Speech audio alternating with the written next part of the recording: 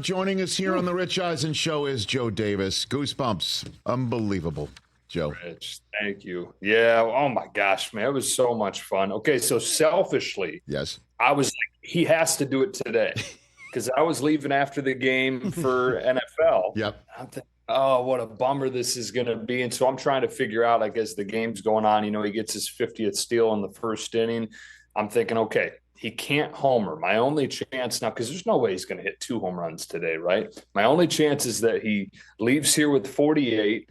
They kind of pitch around him this weekend, and then I'm back next Tuesday, can do it then. And then he hits 49. I'm like, oh, man, it's not.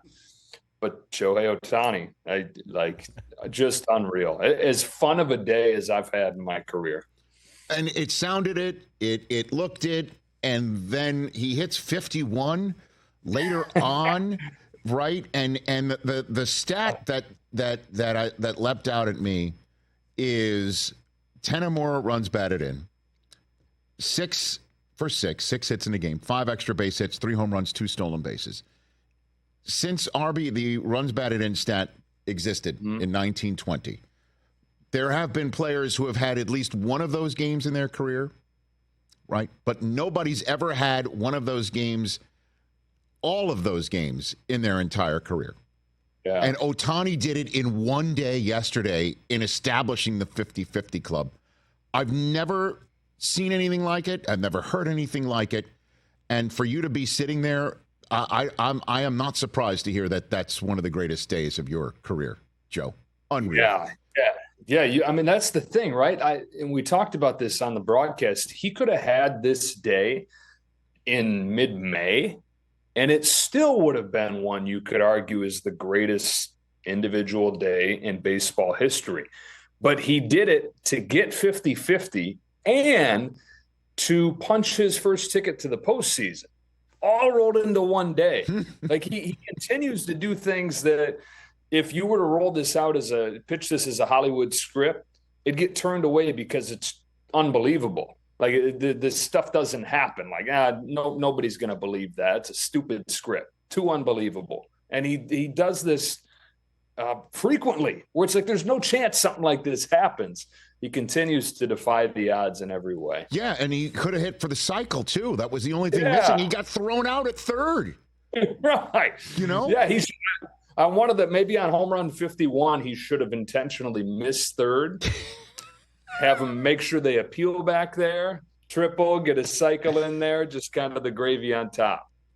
Unbelievable. What, again, I don't know how much interaction you have with the guy, and whatever you do have, if you can roll it into this answer, is how is he able to just not feel pressure? Because he looks like, again, when I watch him play, the only equivalent I could see of anybody I've ever seen is Roger Federer, right? Where he never sweat. You never saw Roger Federer sweat. Like, literally, even when he's in a 5th set, it's damn near 4 hours on the court, and you never saw him literally sweat or figuratively sweat. And like, look at this shot right here. He's not even sweating. You know what I mean? Like, I don't know what is it with him, Joe? You know, there's still, even though I'm around him every day, there still is this mystery, this mystique about him. Part of that is the language barrier. Even though he speaks great English, there is that little bit that keeps you from getting too close to him or feeling like you understand him completely.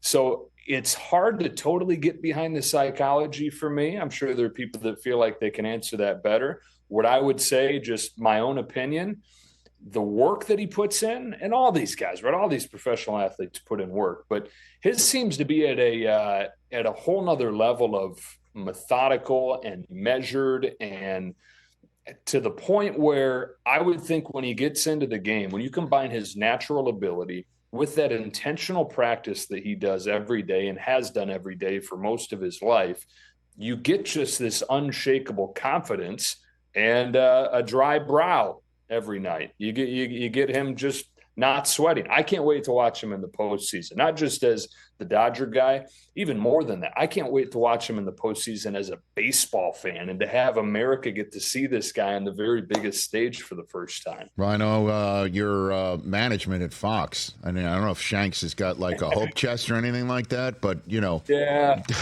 With all due respect, and I know you can't say it because it doesn't matter who's in front of you. You're still calling it with Smoltz expertly. You guys are a great listen, but Ohtani going deep into the playoffs, a World Series.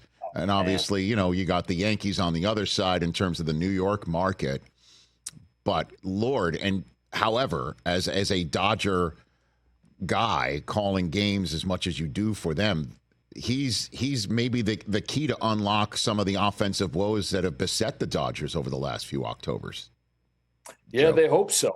They hope so.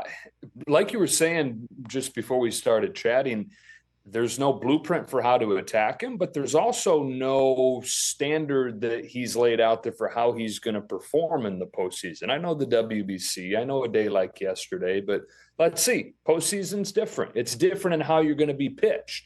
There have been times this year where he's not been disciplined and has looked human for stretches where he's not getting anything to hit and he still chases. And, he's probably going to be attacked more that way once the postseason gets here. Like the more this happens, the less they're going to give him to hit. So can he be disciplined to not try and be the hero?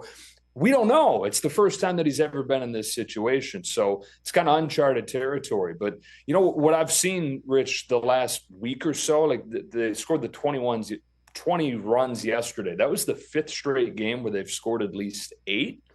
And before yesterday, Ohtani, Betts, and Freeman were not doing a whole lot during that stretch.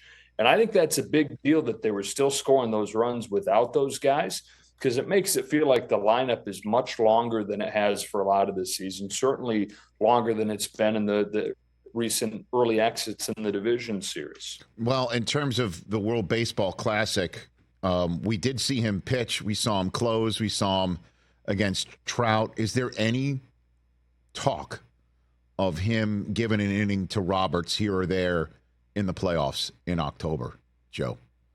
I brought it up a few weeks ago and it was kind of like, stop it. Like, no, they're not going to. I think you think of it this way. Can you imagine the Dodgers without Ohtani in the lineup right now?